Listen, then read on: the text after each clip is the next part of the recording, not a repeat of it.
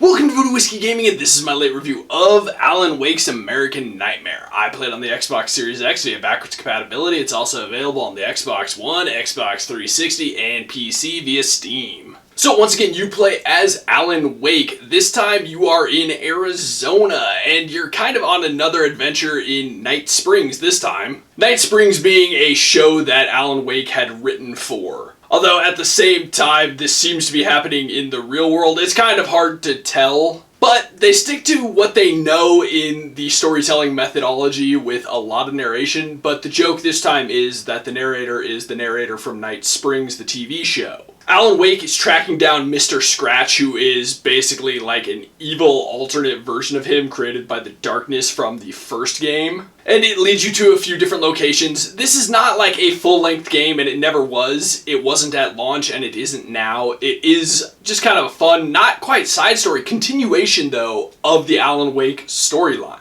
Now let's get into the audio, and the voiceover work is well done once again. I think they did a good job with it. It is at times a little cheesy, but it does work in the context. As for the music, I think the music once again is very good. I think they did well with music that fits. And then you've got the sound effects, and the sound effects are actually better. There's more of them. I didn't notice any not being there, so I think overall the sound effects were better than in the original game. Now let's get into the gameplay mechanics and whatnot, and this is once again a third-person action shooter. But this one's a little different. While there is a campaign mode, there is also a really fun arcade mode. And in some ways, this actually improves on some complaints I had in the first Alan Wake. There are more weapons that you get. You can find manuscript pages throughout the story, and that will unlock weapons cases, as well as there are just a few other guns around, but they've added more. There's not just the hunting rifle, there's a semi-auto rifle, there's different kinds of shotguns, different handguns.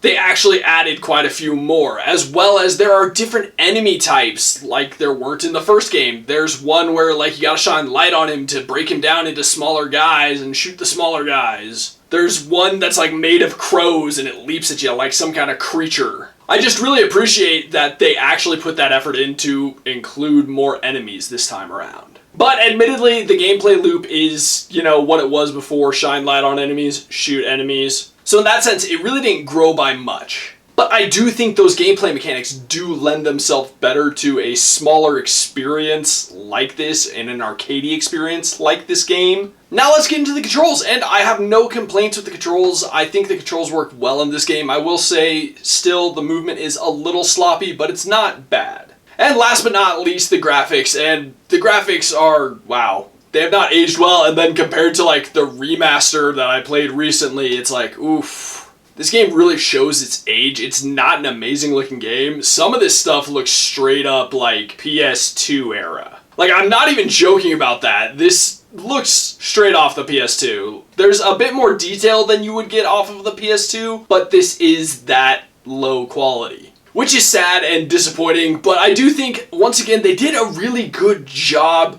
with the darkness and the representation of the darkness, and having varied up some of the enemies. I think they did well with that. I'm really happy with that. And like I said, in the remaster of Alan Wake, they did a good job with the darkness but not being overly dark, so you can still see very well. I will say the animation in this game is not exactly top-notch everywhere. They reused some animations, like you have a pistol that uses a magazine, but he reloads it as if it's a revolver. Stuff like that is noticeable. When they're talking, it is noticeable because it just doesn't look good. I've got to say, that is disappointing going back. This is actually the first time I've ever played American Nightmare, and visually, even this being a 360 game, and this was kind of a discount game, they didn't put their full AAA effort into it even back then, but it really shows visually. So to wrap this up, I was looking at some of the reviews for this game, and I gotta say, I disagree. I actually had a good time with this. I actually enjoyed it, and it's really cheap nowadays anyways, and I had fun. It's not a bad thing to just sink some time into. I actually enjoyed it, and I enjoyed the continuation of the Alan Wake story. So I don't actually have any problem recommending this. Okay, so in the comments down below, why don't you tell me,